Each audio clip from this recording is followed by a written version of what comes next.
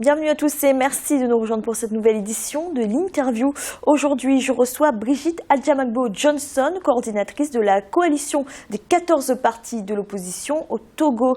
Avec elle, nous allons évoquer la crise politique que traverse le Togo, les revendications de cette opposition qu'elle représente, mais également les échéances électorales cruciales qui attendent les Togolais. Bienvenue. Merci. Merci d'avoir accepté notre invitation. Je vous en prie.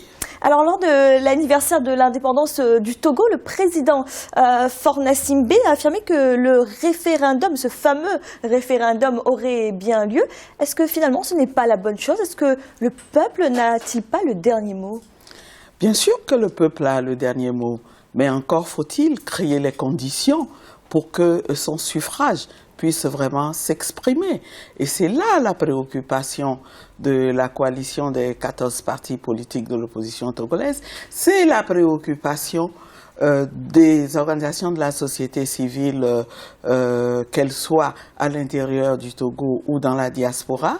Et c'est finalement la préoccupation des Togolais qui, dans leur très grande majorité, aspirent à un changement profond. Ils aspirent à rompre avec un régime séquentenaire. Ils sont fatigués de participer à des élections qui ne permettent pas de faire passer leurs aspirations profondes. Alors, et pourtant, la voie du référendum semble la seule voie possible pour faire adopter cette réforme voulue par le gouvernement. Vous le savez, il n'y a pas de possibilité de renvoyer le texte constitutionnel au Parlement pour une deuxième lecture. Alors, comment faire sans référendum? Ben, écoutez, vous n'êtes pas sans savoir que nous sommes en discussion, nous sommes en dialogue politique et tout ce qui concerne les réformes et plus particulièrement le retour à la Constitution de 92 dans sa version initiale est prévu dans les discussions. Le premier point dont nous discutons en ce moment et auquel nous n'avons pas encore trouvé de solution, c'est le retour, précisément l'exigence du retour à la Constitution de 92, telle que le peuple l'avait adoptée. Alors, on le comprend bien, il y a un dialogue, mais si ce n'est pas le Parlement, si ce n'est pas le référendum, quelle est la voie possible? Ben écoutez, nous sommes censés trouver cette voie ensemble, au dialogue. Et une fois que nous aurons pris les décisions, eh bien le schéma de la coalition que je représente et qui obtient l'agrément de la majorité des Togolais, c'est que on instaure une transition au cours de laquelle les institutions de la transition prendront le temps de mettre en œuvre les réformes dont nous aurons décidé et ensuite, après avoir créé les conditions pour un scrutin transparent et démocratique, organise les élections. Alors cette réforme voulue par le gouvernement, elle prévoit la limitation des mandats présidentiels, ce que vous réclamez pourtant. Alors pourquoi être contre cette réforme? Eh bien, ce que nous réclamons a une différence fondamentale avec ce que veut faire le gouvernement. Le gouvernement veut faire un replâtrage qui ne permettrait pas aux populations de retrouver la Constitution pour laquelle elles ont voté et principalement de ne pas retrouver la limitation du mandat présidentiel telle qu'elle a été formulée. Alors quelle est la différence entre cette limitation des mandats présidentiels dans la réforme et la limitation dans la Constitution de 92? La différence, c'est qu'il y a une clause à laquelle les Togolais tiennent particulièrement, qui est en aucun cas nul ne peut faire plus de 2 mandats.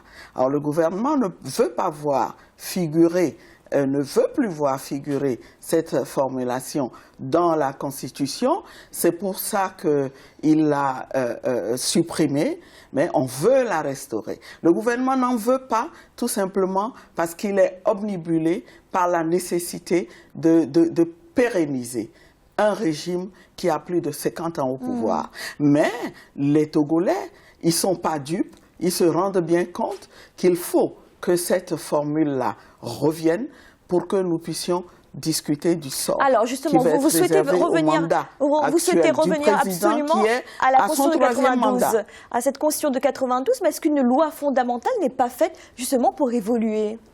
Bien sûr, elle est faite pour évoluer, mais encore faut-il qu'il y ait un consensus sur la nécessité d'évoluer. Et en plus, il y a des fondamentaux qui sont là et qui sont posés comme socle de la société démocratique que nous voulons bâtir, et je ne pense pas qu'on puisse évoluer au sujet de ces fondamentaux, d'une question aussi fondamentale que la limitation de mandat. Eh bien, alors, une partie de l'opposition va jusqu'à demander la démission du président Faure Gnassingbé. Qu'est-ce qui pourrait justifier une telle démission, le chef de l'État qui a été élu par les Togolais? Qui a été élu, vous dites, il sait en son âme et conscience qu'il n'a pas été élu. Il le sait très bien.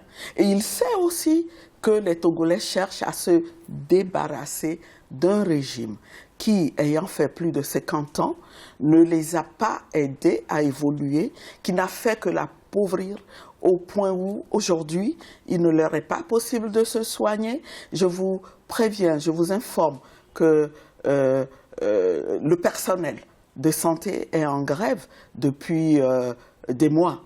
Et un régime qui ne leur permet pas d'assurer l'éducation de leurs enfants, là aussi, les enseignants, ils étaient en grève jusqu'à la semaine dernière. Mais des manifestations, on en a dans tous les pays. Est-ce que ça signifie qu'il faut obligatoirement que les chefs de l'État démissionnent?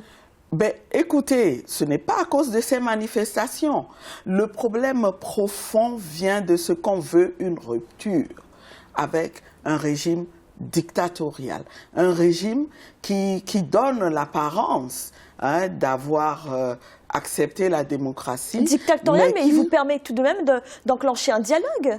Oui, un dialogue dont on veut se servir pour se maintenir, comme on l'a fait pour les 26 autres dialogues que nous avons eus. C'est pour ça que nous disons cette fois-ci, nous n'allons plus nous satisfaire de replâtrage et que nous trouverons des solutions durables et définitives. Vous menez depuis plusieurs mois des manifestations pour faire entendre ces revendications, des manifestations qui ont parfois tourné mal. Est-ce que vous n'avez pas peur que votre mouvement devienne impopulaire?